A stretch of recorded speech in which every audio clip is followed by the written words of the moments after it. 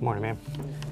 First thing, we're going to get you to find your name, verify that it's spelled correctly. Actually, what brought me here was a recommendation by our human resource officer who had gone through this class some time ago and highly recommend it. Get you to verify your name, make sure it's spelled correctly. I really didn't have an expectation.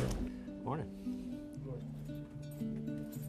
I have two children, 13-year-old boy, and I have a 9-year-old daughter. They each see the world differently, and I also look at the communication between myself and my wife. I left my mind open. You miss it anywhere you like. I really wanted to kind of see and embrace, a lot of the information that was presented. All right, it is 8 o'clock. Good morning, everyone. All right, welcome to our lovely institute, Diomi. What is LTAS? Well, first let me spell it out for you. There's some 8 by 11 white sheets of paper. If everyone can grab one, please. Now that's our leadership team awareness seminar. What I want you to do next is I want you to tear the right corner of that piece of paper. Go ahead. And then raise it back up. Let me know that you completed that task. Way up. Raise it way up. We train our senior leaders. And we bring all our senior leaders from all the different services. We talk about certain topics that normally aren't talked in any round table or any discussions. This is where we're going to agree to disagree. They're hard topics, but we create an environment where these leaders can express their personal experiences and their professional This experiences. is how I grew up. This is how I see it. That person has that right for that opinion. It's to bring that awareness to improve leadership, bottom line. Just seeing, dealing with equal opportunity, I thought, okay, with leadership, we need to have a better understanding of that. I didn't know it was going to be as intensive as it was, which is really good. Because we all have, the EO training that we get every year.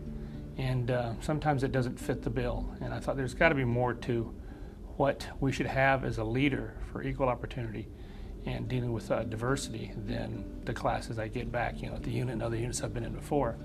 And this has been very enlightening, the information that I received here. 1, 2, 3. We're not the key PowerPoint to that lecture and show you a bunch of charts. We involve you. If I tell you something, you might forget. If I show you something, you might remember. But when I involve you into something, you understand. Everybody thinks they have a good understanding of diversity, but until you come to this, you really don't.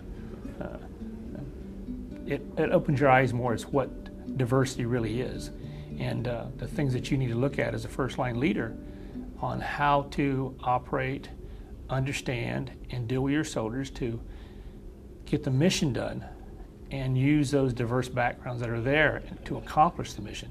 Because I think a lot of times we don't utilize our soldiers to the best potential that we can because we don't fully understand them. Get together, you're gonna check the whole group for a good spokesperson that's gonna get up here and represent your group to voice why y'all came up with the 5 that you decided to choose. So we encompass all those different things. We show how these factors with human dynamics tie into the organizational structure, trust in the organization, commitment to the organization, trust in the leadership, leadership cohesion.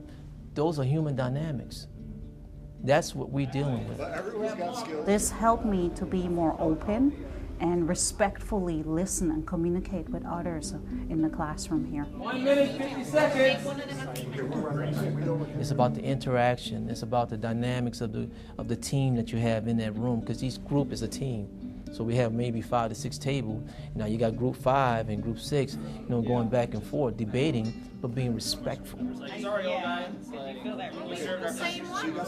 material that was provided was great. I expected to come to a class and strictly go through just PowerPoint or dry talks, speeches from them. No, I love the interactiveness, the videos, everything about it. And I like how they had the instructor up front and we also had members in the back of the room. Just in case one of us raised our hands, there's always note that someone is interested in partaking. Next one is the movie star. Everything's And that allows them to, be open to receive feedback from someone different than themselves.